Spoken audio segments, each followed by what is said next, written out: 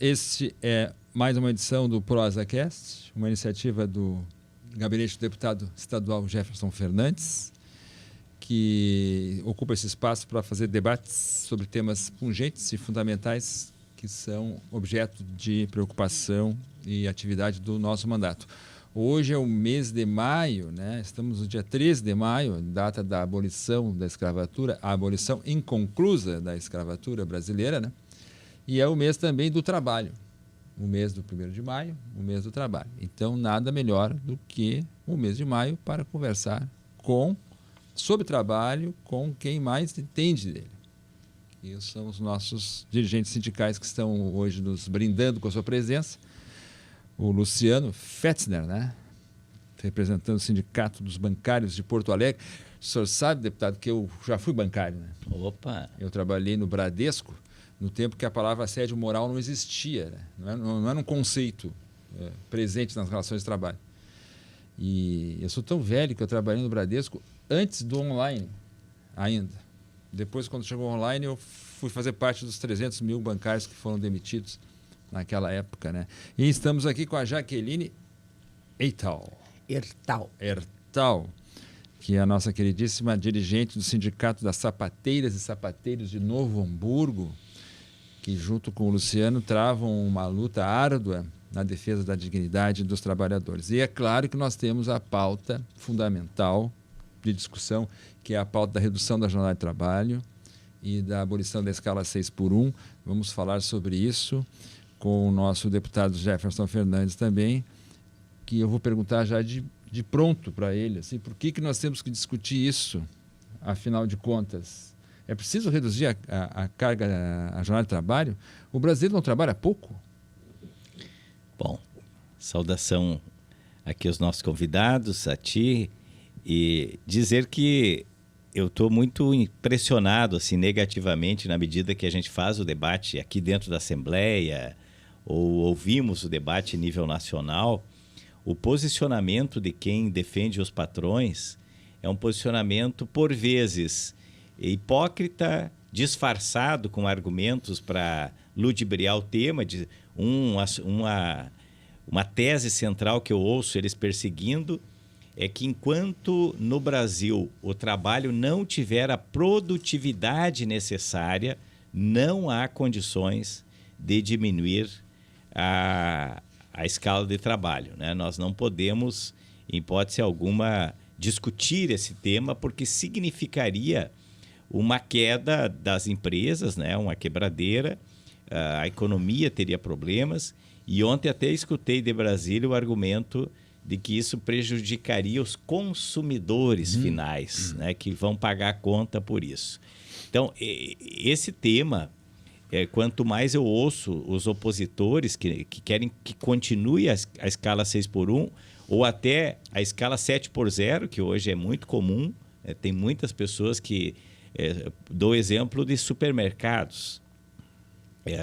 As pessoas se mostram exaustas, né? Meninos, meninas, pessoas mais jovens, mais velhos, todas elas reclamando muito, ganhando salários míseros salários, né? Com pressão para cima delas para ter o máximo. Eu sou, de nós aqui não vai no supermercado, né? Eu vejo que, em que pese os avanços tecnológicos ali, que são as máquinas, e até hoje há a possibilidade de tu mesmo pagar tuas contas num caixa próprio, né? Um caixa eletrônico ali, enfim, pelo meio digital. Mas sempre tem o ser humano tendo que dar conta e cada vez sendo exigido mais. Então, eu me questiono que nível de produtividade os caras querem que chegue. Então, e eu quero remeter o debate aqui também, se possível, para as raízes dessa visão do patronal brasileiro e dos puxa-saco dos patrões. Porque aqui não vejo nenhum rico, assim... dentro do Parlamento Gaúcho, ao menos, lá em Brasília eu acho que tem mais, e esses caras se ajoelham, lambem as botas de quem é patrão. Eu penso que merecem respeito, enfim, os empreendedores, mas muito mais ainda quem faz a riqueza acontecer, que é o trabalhador e a trabalhadora. Então, muito bom ter a Jaqueline e o Luciano aqui para nós fazermos essa reflexão, Celso. Muito bom. E esse debate sobre a questão da eliminação da jornada 6x1 e também a questão da redução da jornada de trabalho, que a gente acompanha, é interessante observar, como o deputado chamou a atenção, há muito pouco sobre uma reflexão sobre isso, sobre as jornadas extenuantes, sobre o assédio moral. Nós temos aí um dado muito significativo na força de trabalho brasileira atual. Nós temos aí cerca de 470 mil afastamentos por doença mental, um recorde histórico, e acho que isso diz muito sobre a questão da qualidade do trabalho, né? Mas eu queria começar com os nossos convidados perguntando a cada um que fizesse uma introdução: como é que está a casa? Como é que está o sindicato? Como é que estão as sapateiras, os sapateiros do sindicato em Novo Hamburgo? Como é que estão os bancários? Qual é o estado da arte hoje da luta sindical? Pode começar. Posso começar? Então, antes de mais nada, agradecer o convite. Deputado Jefferson, sempre um prazer estar aqui na Assembleia Legislativa dialogando a respeito das questões que interessam ao povo, né? E o trabalho talvez seja a principal delas.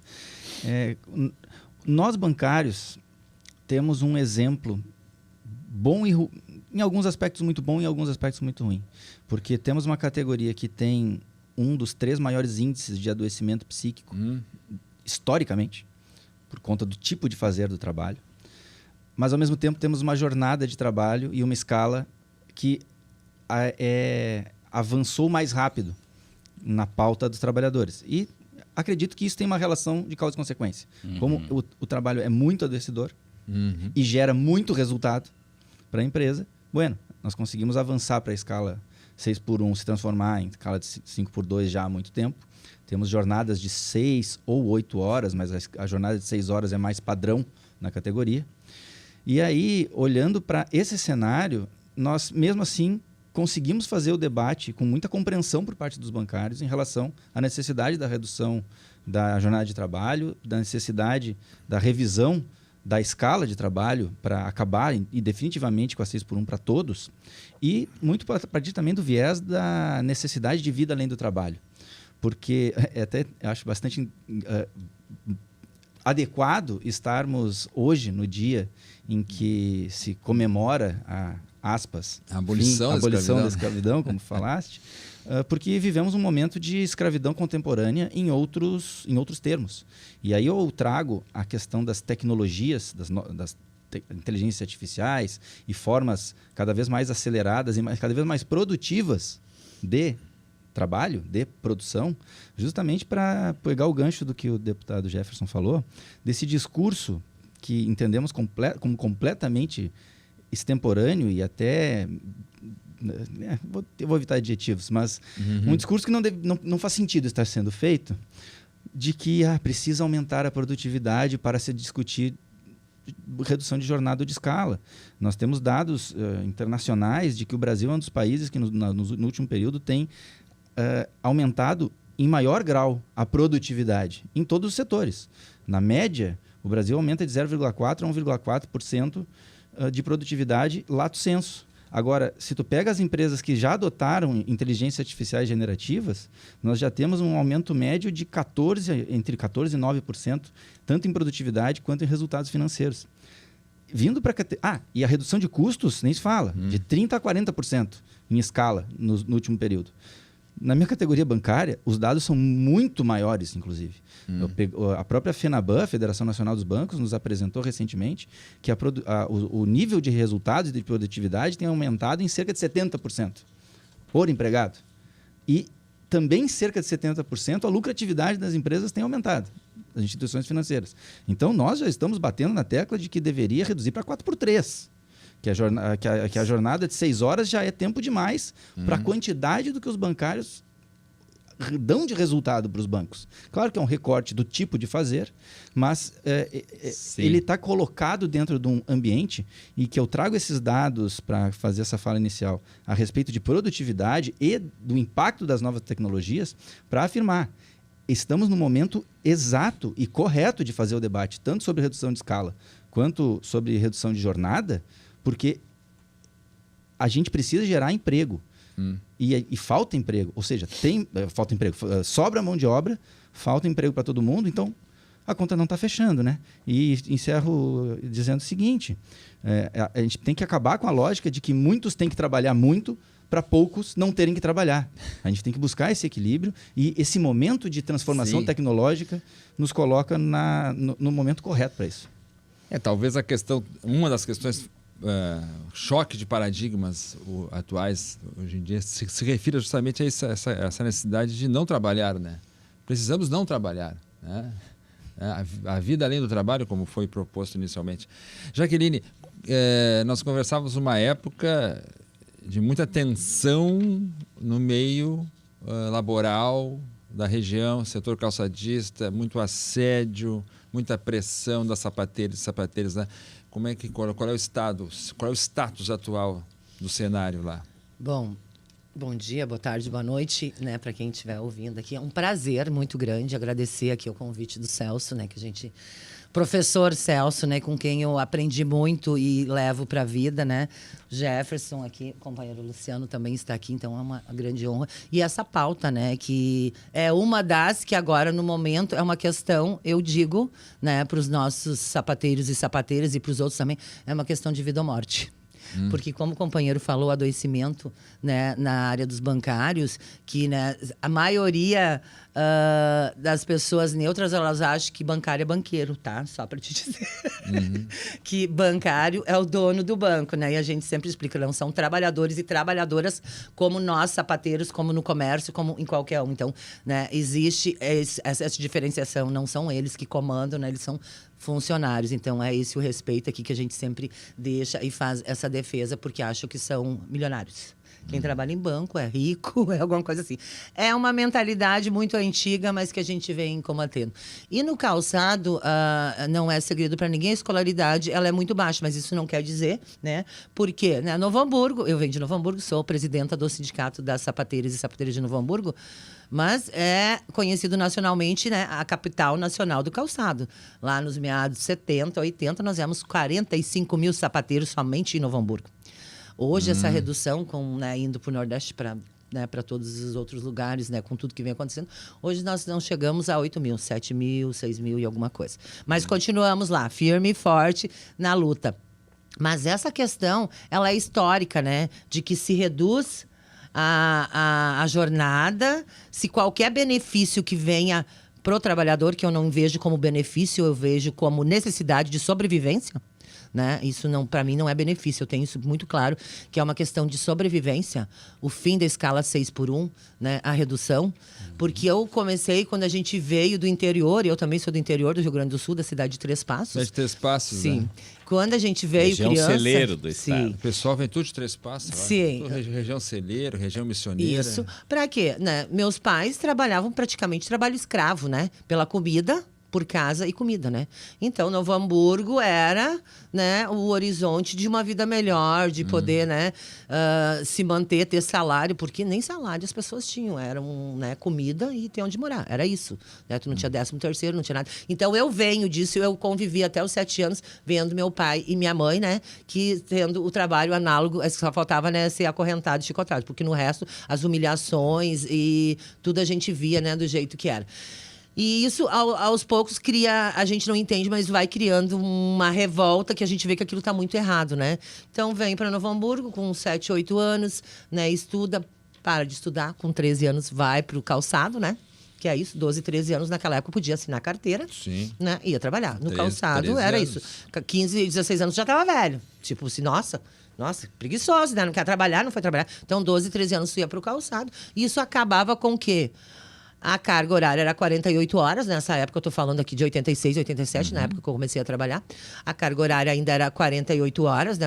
Não tinha redução para 44. E era muito exaustivo. Umas crianças, né? Vamos dizer assim, 13 anos hoje, tu olhar, é criança. Eu olho, tenho um filho de 30 e eu sempre faço essa comparação de meu filho quando tinha 13 anos. Eu olhava e disse, nossa, coitadinho do meu filho tão inocente, né? Estudando ali, tipo, meu Deus, se eu fosse para dentro de uma fábrica, o que será que ele faria? Porque é diferente a geração hoje, sim, do que a gente era. A gente era muito muito, como é que eu vou dizer? A gente era muito exposto à crueldade da vida. Bom, é Sim. isso. Tu precisa ajudar teus pais a comprar um terreno, uma casa, uma coisa. Então, né, vamos lá. E era o tempo de pagar pensão pros pais, né? Então, tu recebia um valor X, a metade tu entregava pros teus pais. E eu tô falando aqui porque eu acho que muita gente vai se identificar nisso, né? Nessa vida, porque não... Muitos dos nossos... Eu não tô falando só do calçado. Então, tu pagava e tu achava que tu já era adulto, né? Ali, com 13, 14 anos, tu achava que tu era independente, porque tu já estava pagando tua comida, tu já estava, né, comprando a tua roupa, tu estava... E assim trabalhava. E aí a gente desistia do estudo. Por isso, E hoje... Né? E eu digo muito, graças né, às medidas que tem aí do governo, né? Eu tenho uma sobrinha, filha de sapateiro e sapateira, que é formada, né, em Direito. Né, né, passou no Enem, estudou na Fevale Novo Hamburgo, hoje é concursada no trabalho no governo do Estado. Então, assim, é um orgulho pra gente, né, sapateiros ter, mas assim, a dedicação seguinte, é a né? geração seguinte. Nós não tínhamos essa oportunidade. Meu sonho, quando eu era criança, era fazer medicina. Mas, que nem eu digo, é um sonho, porque aquilo era impossível. E eu morava numa cidadezinha tão minúsculo, e tinha um banco, onde é que eu ia para a escola, tinha o Banco do Brasil. Nem sei se tinha outros bancos naquela época. Não tinha, imagina, eu sou de 74. E eu passava pelo Banco do Brasil, que ficava na esquina de uma cidadezinha minúscula, né, o bairro onde é que eu morava, para ir para a escola.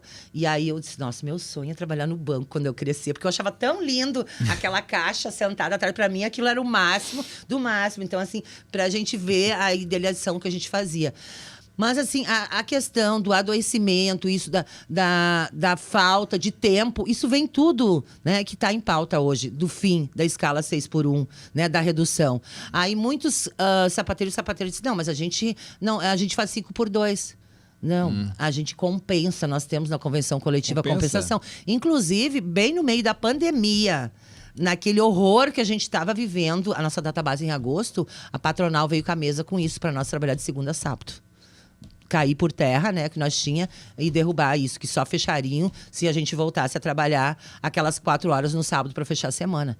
No meio daquele horror que a gente estava vivendo, mortes, mais de 200 casos na empresa que eu trabalho, eu estava na fábrica ainda, não estava liberada. Mais de 200 casos, fábricas tendo que parar por causa de pessoas morrendo, colegas meus morrendo. Eles queriam flexibilizar. Né? E aí eles queriam aumentar. E a gente fez plebiscito e foi para frente das fábricas. No meio da pandemia, 2020, agosto de 2020. A gente fez plebiscito para ir para a porta da fábrica ver o que as pessoas queriam, se elas queriam realmente. Então foi assim, unânime. As pessoas não querem. As pessoas querem reduzir, elas querem ter tempo para viver. Elas querem ter tempo para a saúde. Aí, que nem o colega disse, dos bancários. Os nossos sapateiros, comerciários, seja de qualquer metalúrgicos, eles estão adoecendo fisicamente e mentalmente. Isso. E assim, quando eu digo adoecer mentalmente, a gente atende pessoas lá, com a doutora Gabriela, a doutora Isadora, que são excelentes advogadas, e eu gosto muito de frisar, que tem assim, um carinho, um amor diferenciado no atendimento, né? Não é aquele atendimento frio, de pessoas tentativa de suicídio. Né? Chegar ao extremo da, assim, não só simplesmente a pessoa ter síndrome de pânico, eu falo isso porque eu já tive, né? Crise de ansiedade, síndrome de pânico, de tu chegar no local de trabalho. Por exemplo, muitas pessoas, mas é isso mesmo. No domingo, tu passa o final de semana tranquilo. Chegou domingo, final da tarde, o sol se foi, começou a escurecer. Aquela fantástico. Crise de ansiedade. Tu vai pegar teu guarda-pozinho, arrumar tua sacola para outro dia e começa a dar aquela falta de ar, aquele horror, e tu chega na frente da fábrica pingando suor no inverno e tu passa mal, tu não consegue trabalhar. E aí tu sai dali, parece que tu consegue respirar. É a sensação bem nítida de tu tá indo para um matadouro. Um gado tá indo. É essa sensação que a gente sente. Então, assim, é importante. Porque não sei o quê. Quando lá, né, bem antes de eu trabalhar, 13º pros trabalhadores. Vai quebrar o Brasil. Né, vai quebrar o Brasil. Vai quebrar. Não quebra, gente. O que faz é aumentar a produção. E eu digo, patrão inteligente faz isso. Porque trabalhadora, trabalhando saudável, satisfeito, tendo tempo para cuidar da saúde, tendo tempo para a família, ele vai produzir mais, porque ele vai estar mais saudável. Então, isso é uma questão de inteligência para os dois lados. Mas parece que essa inteligência anda faltando, né? Muito. Eu fico pensando... Eu comentei que eu fui bancário numa época que a palavra assédio moral não era usada, nem era um conceito, né? E esse tipo de reação, assim, a proximidade da segunda-feira era entendido como frescura. E eu estou me lembrando da Constituinte, quando na Constituinte se discutiu a redução da jornada de 48 para 44, e o discurso era mais ou menos o mesmo, né? Que é o discurso que se faz hoje, que é esse discurso patronal rígido. E deputado, o senhor estava falando sobre as raízes desse discurso. Eu acho que a fala da Jaqueline é bem importante, porque se chegamos no auge da mortandade de colegas, de amigos, conhecidos, e isso não sensibilizou uma camada importante da patronal para fechar as fábricas, fazer o distanciamento social, não é com argumento que essa gente vai mudar. É preciso que os trabalhadores e as trabalhadoras tomem consciência do seu direito. E aí eu acho que tem um desafio cultural. Porque se tu quer ofender alguém, tu quer baixar o nível num debate, é tu chamar a pessoa de vagabunda. Vagabundo. Para a mulher ainda tem sentido duplo. Né? Isso para nós, e eu penso que, assim como tu está falando, Jaqueline, eu me identifiquei muito também com a tua narrativa. Eu sou de 1970, então passei por várias situações dessas. Eu comecei a trabalhar em obra com 13 anos.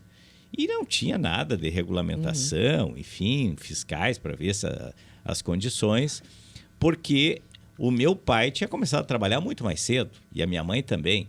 Então, nós herdamos culturalmente um comportamento para o trabalho. Essa semana eu escutei um senhor todo detonado, assim, dava para ver castigado pelo tempo, mas ele verbalizando com orgulho que começou a trabalhar com 8 anos. E hoje em dia tem guris de 16 que querem dar direitos.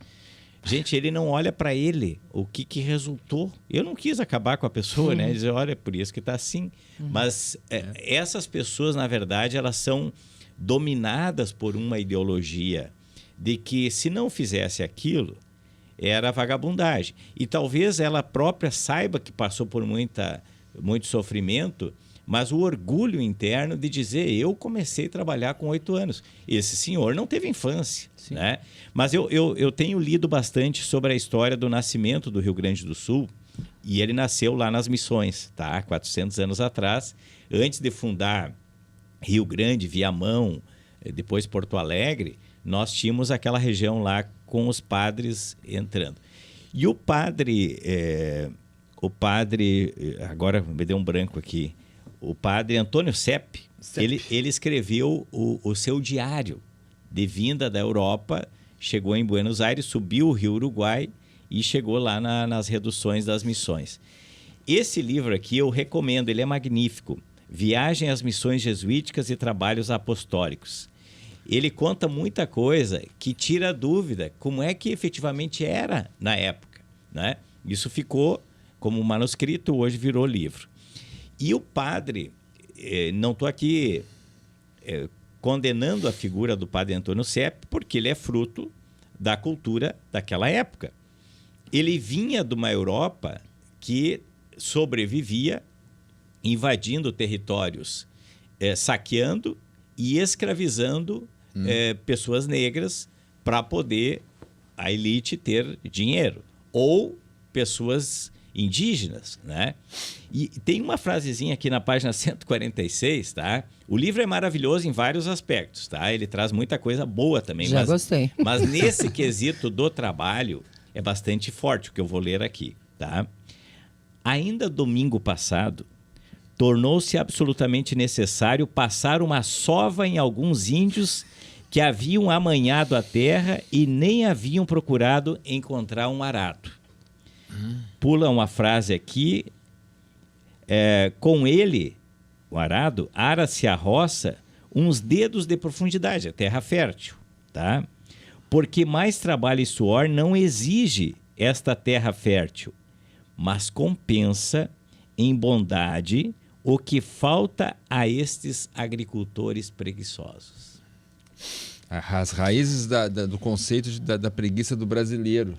Gente, os indígenas que ele está se referindo já viviam nesse território há mais de 2.500 anos, produzindo o seu próprio alimento construindo suas moradias, vivendo. Eram milhões de indígenas da etnia Mbiá-Guarani que ele está se referindo. Para eles não existia necessidade de acumular. O plantio era feito, mas de um jeito, inclusive, que respeitava o ciclo da natureza. Mas os mesmos alimentos que nós consumimos hoje, o aipim, a mandioca, o feijão, o milho, a abóbora, a batata doce, erva mate, tudo isso os indígenas já produziam. O que o padre Antônio Sepp traz na sua cabeça? Que era preciso produzir em escala. Uhum. Por isso eles inauguraram uma terra que era da família indígena e outra que era coletiva. Pode passar para os socialistas uma ideia legal, né? Olha, tudo era compartilhado. Mas o objetivo era produzir em série, porque também as reduções tinha muita gente, diferente deles espalhados pela mata, e o excedente era exportado para a Europa.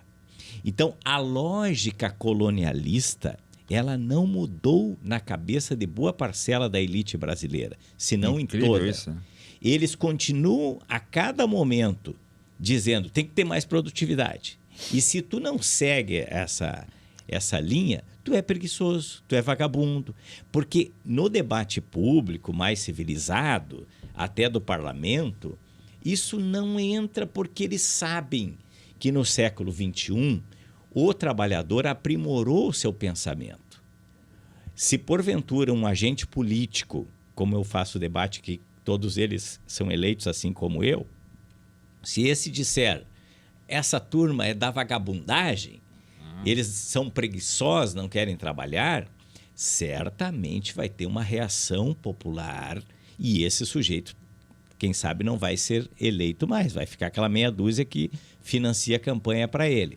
Então ele inventa outros argumentos, né? Por exemplo, quem está na informalidade, como é que fica?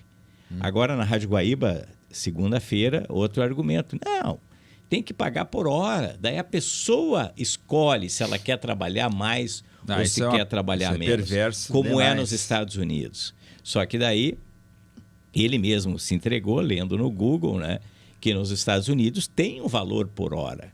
E a jornada defendida é 5x2. Os países orientais têm uma cultura, são mais abnegados, enfim, gostam de se jogar mais ao trabalho, mas percebe-se, por estudos, que o adoecimento mental, inclusive com ideação e execução suicida, é muito maior, na medida que as pessoas viram uma espécie de máquina. Então, a saúde no planeta hoje orienta, trabalhar faz bem, nos orgulha, nos realiza, enfim. Todos nós procuramos um emprego, uma forma de nos sustentar, mas tu fazer só isso, assim como também se jogar, vamos supor, o sujeito é atleta, né?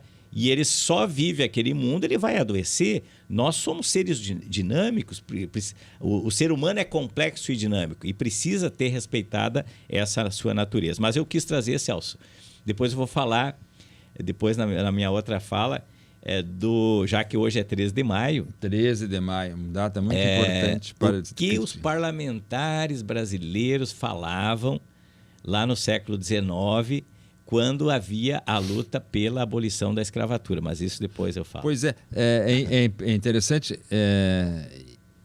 a estruturação histórica de um discurso, de uma narrativa que vai sendo sempre reforçada permanentemente, né? A última mudança legislativa de vulto, que foi do Jornal do Trabalho, foi essa da Constituinte, né? Há 40 anos atrás. E hoje se retoma, se renova esse discurso que eu acho extremamente contraditório, né? Porque se tu espera que um país se desenvolva, tu vai elogiar sua mão de obra, né? E no Brasil os discursos são sempre negativos e pejorativos em relação ao trabalho, né?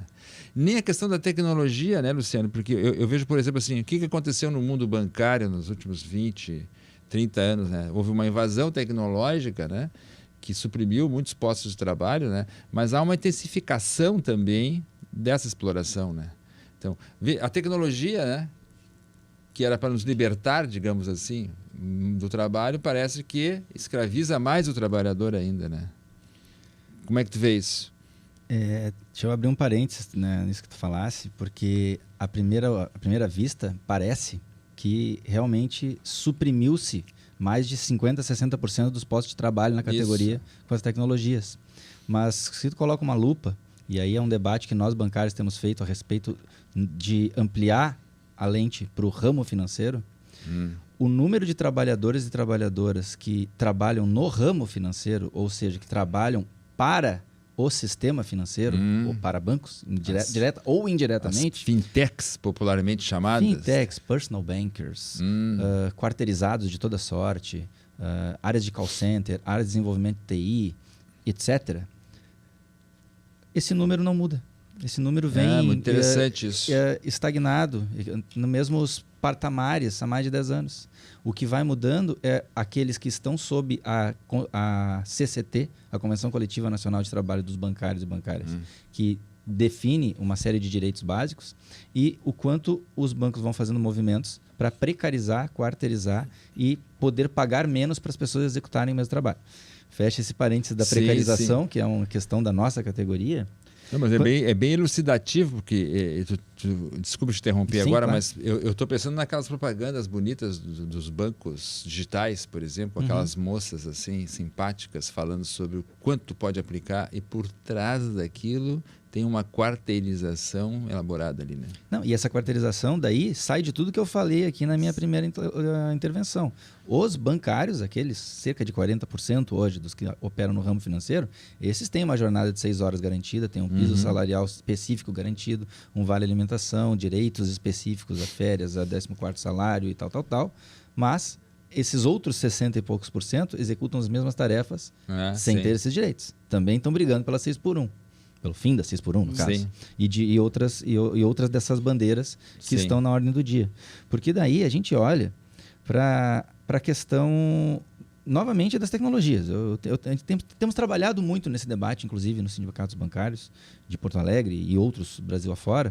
Porque, veja, se tu pega os trabalhos mais manuais, aqueles que até pouco tempo atrás eram totalmente manuais, artesanais, o caso da fabricação de um sapato.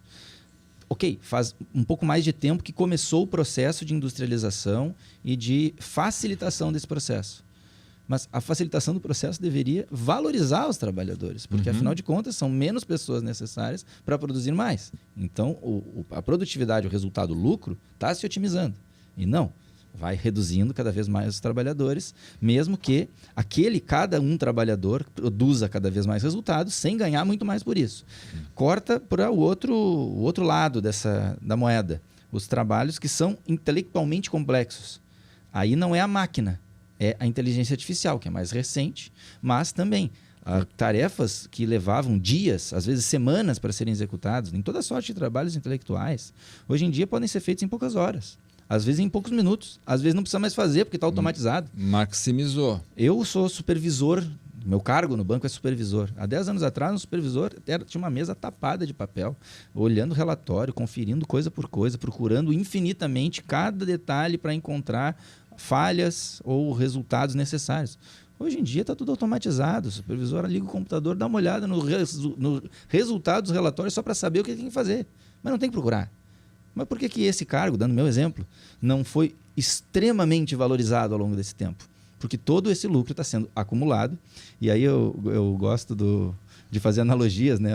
Falasse, Jefferson, que lá estava a origem, nessa história que contasse do padre Antônio Sepp, que está a origem, uma possível origem da questão do debate da preguiça, mas também está a origem da coisa do muitos terem que trabalhar muito para poucos não terem que trabalhar, que é, em essência, a lógica da exploração capitalista que a gente tenta combater. A gente, militantes sociais de esquerda, em sua grande maioria, entendemos que não há mais espaço na sociedade para isso. Porque se é verdade que tanto as tecnologias físicas quanto as tecnologias da nuvem estão ambas andando num processo de cada vez mais diminuir a necessidade de mão de obra física ou intelectual e cada vez mais otimizando a produtividade, meu Deus do céu, não faz mais sentido a gente ter que trabalhar tanto. Exatamente. A gente tem que viver para trabalhar ao invés de trabalhar para viver. Não é razoável. Não é razoável na sociedade contemporânea Mas daí tu tá querendo demais também, né? Distribuir os ricos, os lucros com quem é trabalhador. É que para nós não parece tão demais, mas me parece que não é razoável na sociedade. Sendo irônico aqui, né, claro. Gente? É óbvio, né? Tem que falar isso porque vai que alguém dá um corte aí. É interessante trazer esse tema, porque aí vamos usar um pouco o benefício da experiência, né, deputado? Domênico De Masi, nos anos 90, dizia que isso ia acontecer, que a sociedade, nós ingressaríamos na sociedade do lazer, porque o avanço tecnológico seria tal que a jornada de trabalho ia se reduzir, o trabalho ia ficar cada vez mais específico e ia sobrar mais tempo. E deu-se justamente o inverso. E, aliás, agudizando, né, a situação do adoecimento mental no trabalho. Claro. Quer dizer, o ascenso das tecnologias parece que fez uma inversão dessa lógica. Não, e é bem isso, porque essa aceleração toda, ela reflete nas nossas mentes. Sim. Tanto o fato de tu estar controlando um monte de equipamentos, ou de ter inteligências, ou de tecnologias, e entregando, isso tá constatado. O crescimento absurdo do burnout, por exemplo. Que já isso é uma doença ocupacional, né? É um dos motivos pelos quais a gente luta pela redução de jornada e pela redução de escala. Agora, e os pequenos? É sempre o debate que aparece. Tá, mas isso aí estão falando das grandes empresas, dos bancos, das grandes fábricas, mas e os pequenos? É evidente, e está no projeto original, que foi lá, começou com o Paulo Paim debatendo isso de redução, está lá no projeto original que seria uma aplicação gradual. Porque é evidente, principalmente para os pequenos, que precisa de um processo de adaptação. As empresas trabalham no limite ali da margem de contribuição do lucro. Agora, não 10, 15 anos de processo, como está sendo trazido agora nas emendas no Congresso. Não, um processo gradual de aplicação tem que ser gradual, não infinito. Porque senão não vai refletir nessa geração de trabalhadores. E no outro, eu fico olhando para vocês, fico pensando na diversidade do mundo do trabalho, né? A perspectiva aqui, que aliás o Luciano esclareceu, né? A precarização dos trabalhadores do setor financeiro, né? Algo que fica escondido lá na Faria Limers, né? E não aparece, né? É um trabalhador... E tu me chamou a atenção para uma coisa que eu não tinha percebido, que é essa invisibilidade desse trabalhador, sem dúvida. Mas aí eu vou para o outro extremo. Vou lá para o Vale dos Sinos, para sapateiros, baixa tecnologia, não sei, muito assédio. Ainda tem o chaveirinho? Essas rotinas continuam funcionando lá ainda? O chaveirinho ainda continua? Sim. Preponderante? Então, assim, agora, só uma questão aqui, 13 de maio, dia da abolição, né? A escravatura, aniversário do meu pai, que há 20 anos se suicidou, tá? Então, assim, é um debate também que a gente tem que fazer, né? Essa questão financeira, aposentadoria, né? Trabalho, isso tudo envolve e a gente tem na família, e muitos têm, né? Esse adoecimento mental, que é a depressão, e vem ao suicídio. Sim. Então, hoje seria aniversário do meu pai, que aos 60 anos tirou a vida. Então, é muito triste, né? A gente carrega isso porque é uma pessoa que trabalhou desde criança e não chegou a usufruir da aposentadoria, né? Então, essa é uma coisa que me machuca muito quando eu vejo a reforma trabalhista, reforma previdenciária, que eu já tenho tempo suficiente, né, de contribuição, teria. 13. E só que eu não posso me aposentar porque eu sou muito nova, estou com 50 anos. Então, vai trabalhar até os 62, né? Então, tu imagina, poderia, e são mais... Começasse com 13, né? Uhum.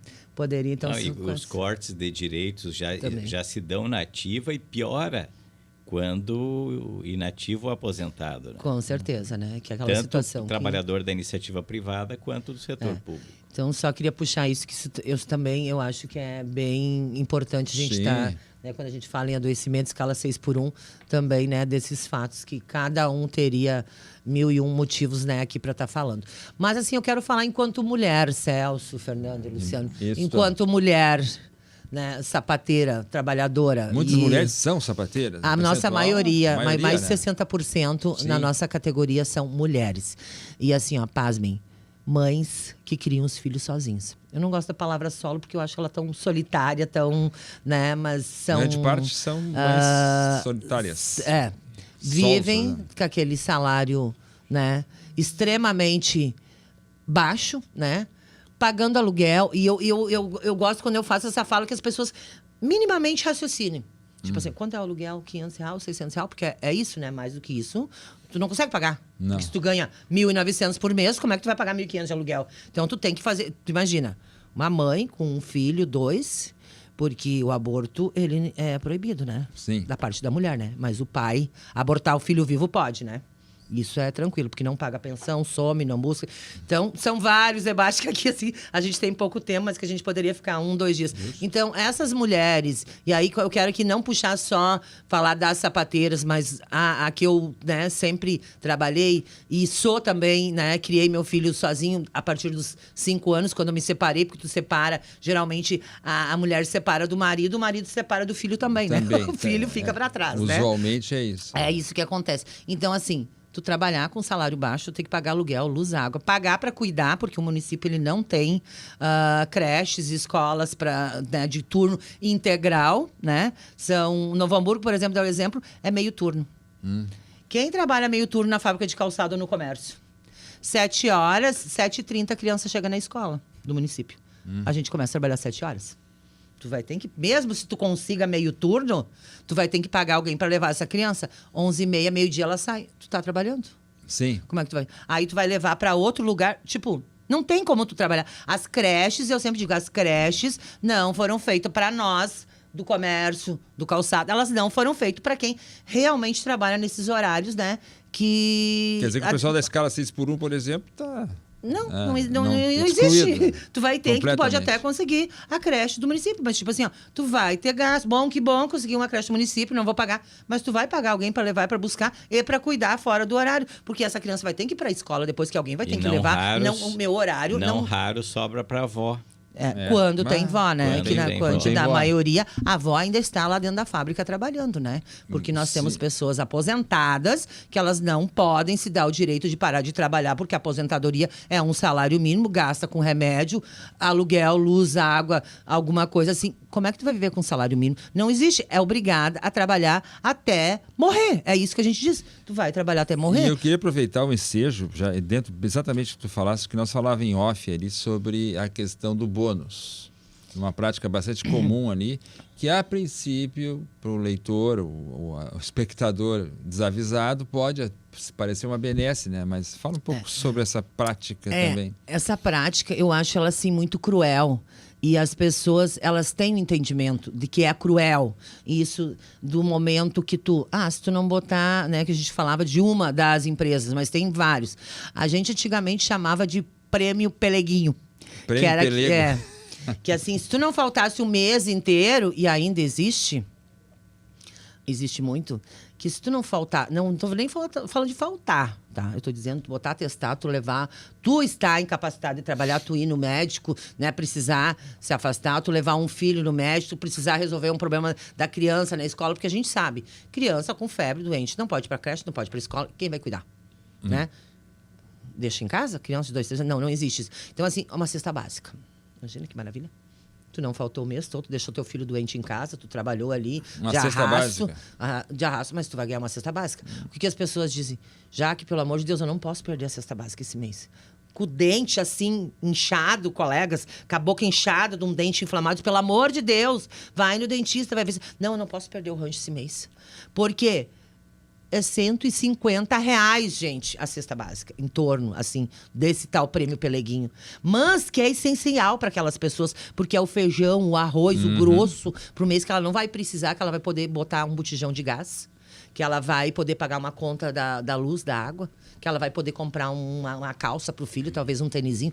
É isso fica embutido. E as pessoas, elas se submetem a isso, e não por vontade. Sim. Por necessidade. Aí outra empresa, por exemplo, se tu não faltar durante a semana, tu ganha um bônus de R$50.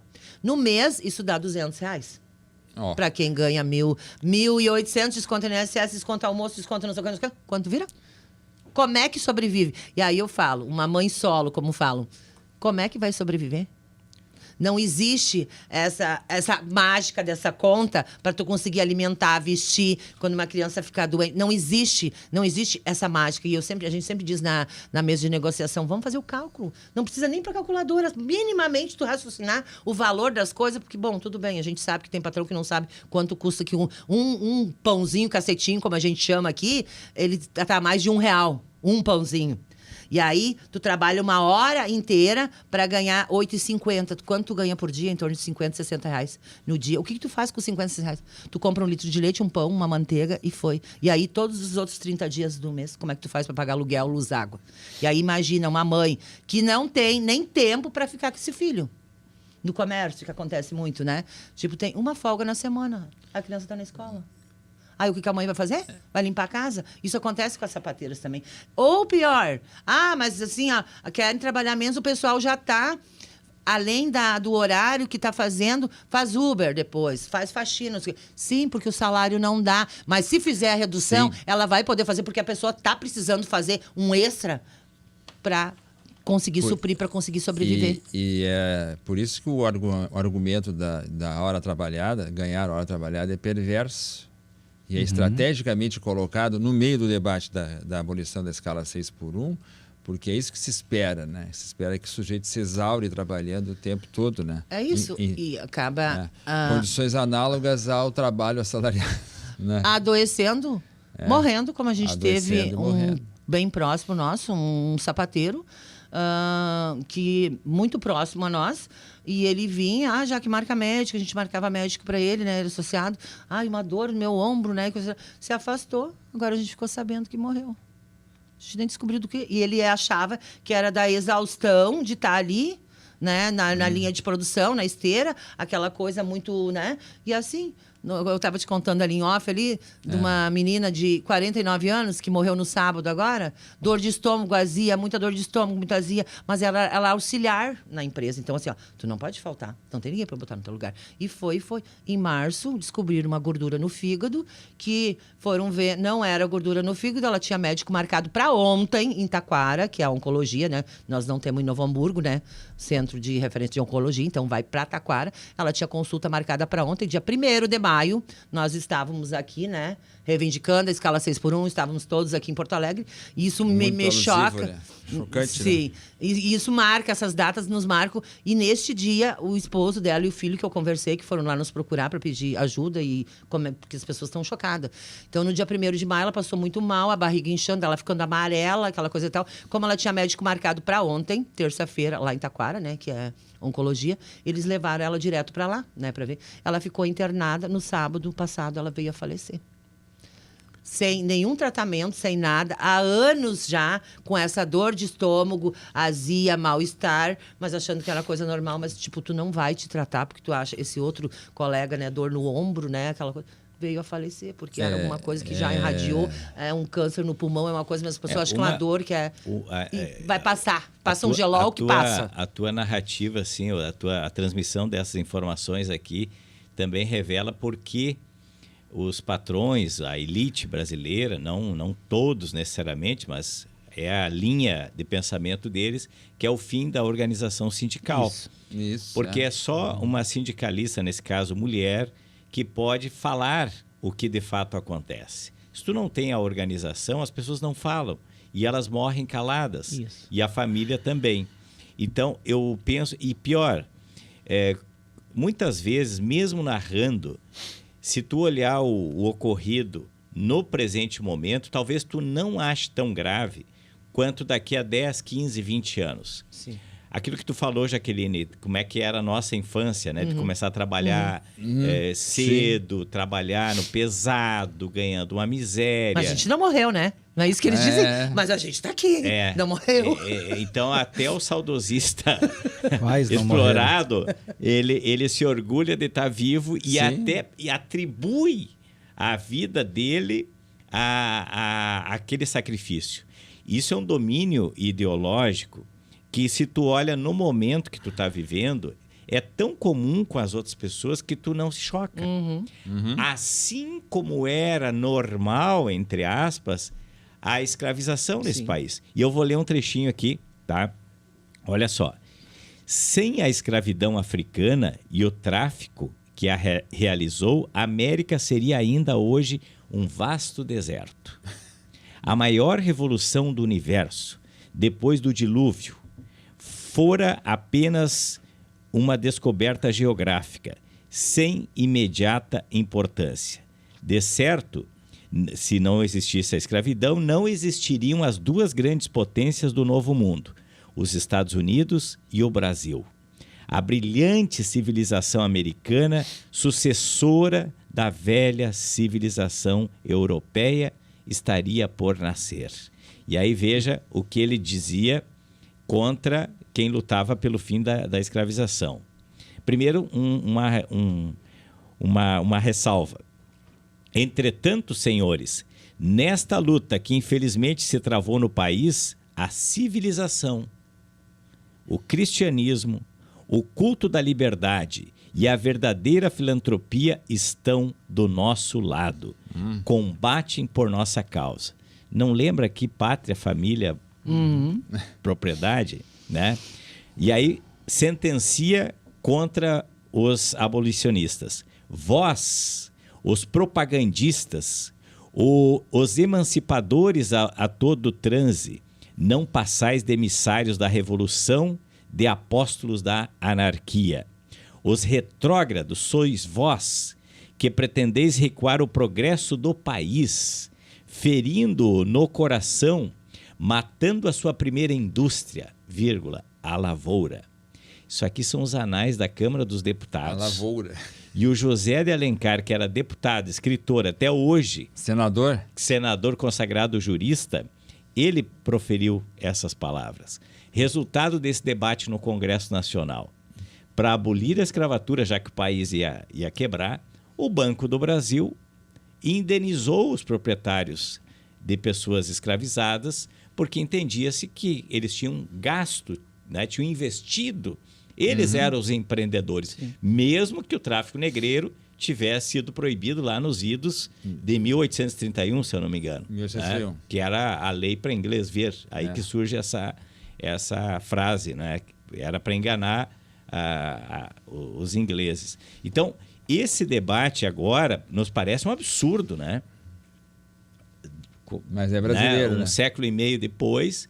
Só que no período era normal. Então, eu não quero que o absurdo seja só daqui a um século e meio adiante, porque os horrores estão colocados. É só dar voz ao trabalhador. Os escravos, as pessoas escravizadas não tinham voz. Quem falava eram escravizados libertos, né? Ou alguns solidários com a causa, mas era muito difícil. E mesmo que tivessem voz, não tinham voto, não tinham influência nenhuma. Hoje, ao menos, a classe trabalhadora tem direito a voto.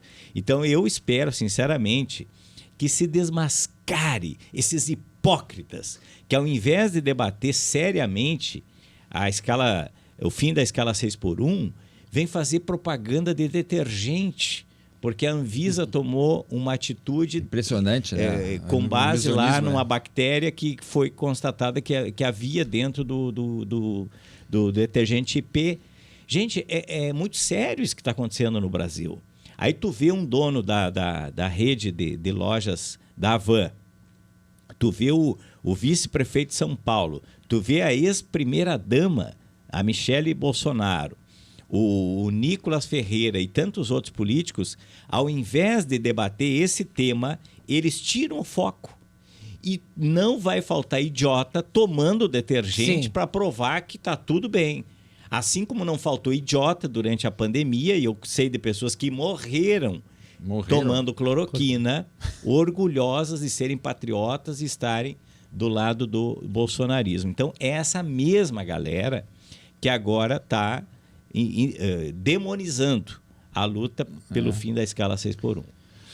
A questão da escravidão que o Jefferson traz, a abolição da escravidão... Aliás, Juremir Machado, né? Raízes do conservadorismo brasileiro, para fazer justiça aqui ao autor.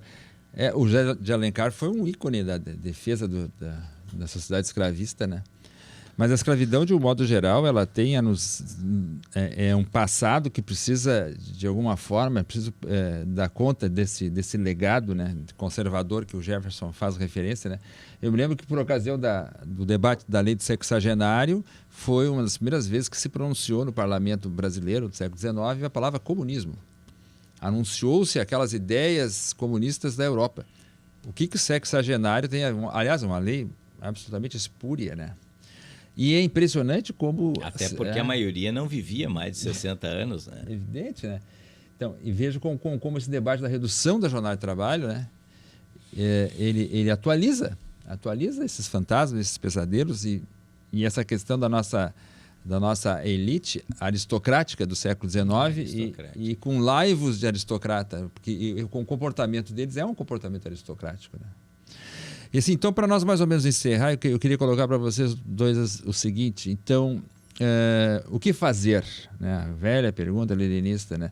Porque o Jefferson fez menção também a uma questão aqui da alienação, né?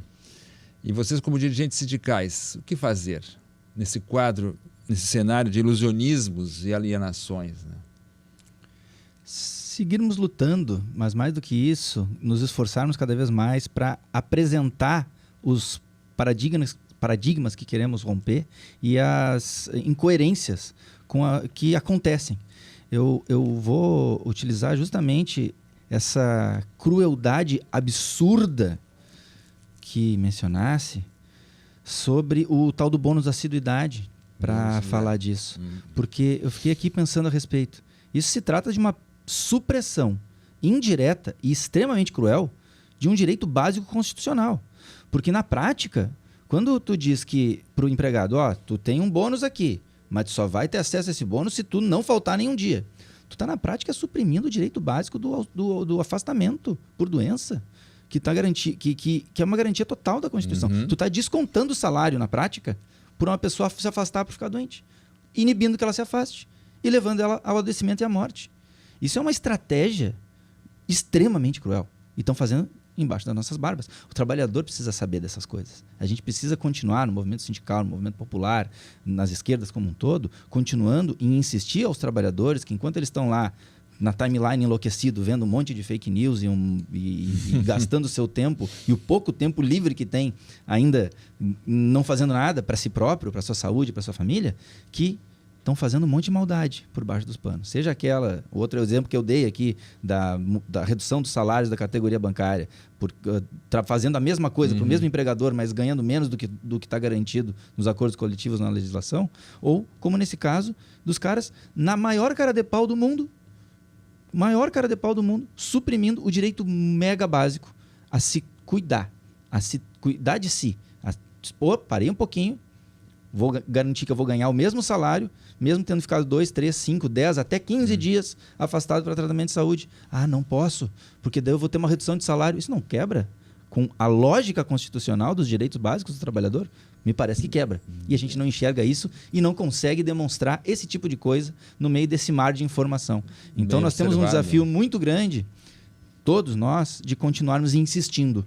Porque enquanto a gente insiste, a gente vai conseguindo, por exemplo, cavar no meio dessa loucurada toda essa pauta que vem do governo federal, que vem de deputados e deputadas, que somos minoria no Congresso hoje em dia, mas que mesmo assim estamos impondo o debate do fim da jornada 6x1, apesar deles todos. Jaqueline, vamos acabar com a jornada 6x1, vamos reduzir... Com certeza. Vamos cuidar de si e do trabalhador. Eu digo, isso é uma questão de vida, né? Porque até onde a gente vai aguentar? E aqui, escutando o colega falar, e é essa...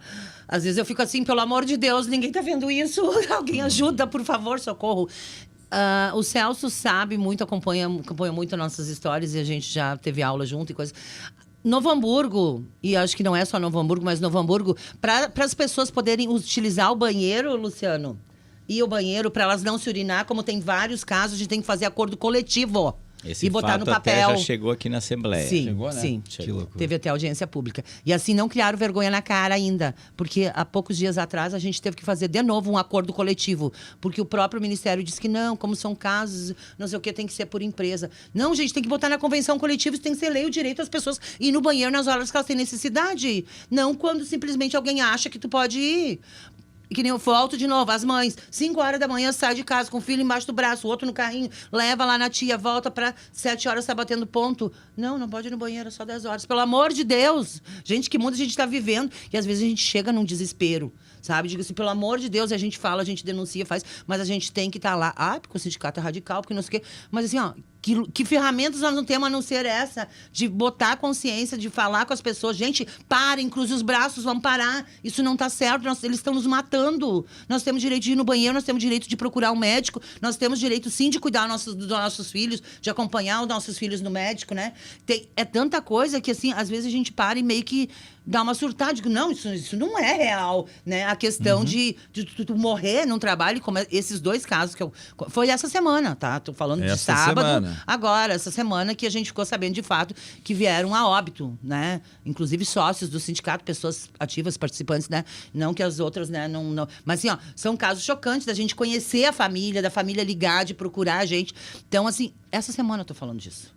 Sabe? E quantos mais acontece? Eu já perdi colegas se suicidar na hora do almoço, num feriado, a gente trabalhando num feriado. Ela foi para casa e se suicidou. No outro dia a gente estava lá, colega minha de trabalho, sabe? Na mesma empresa. Quando começou a pandemia, o primeiro que morreu foi o guarda.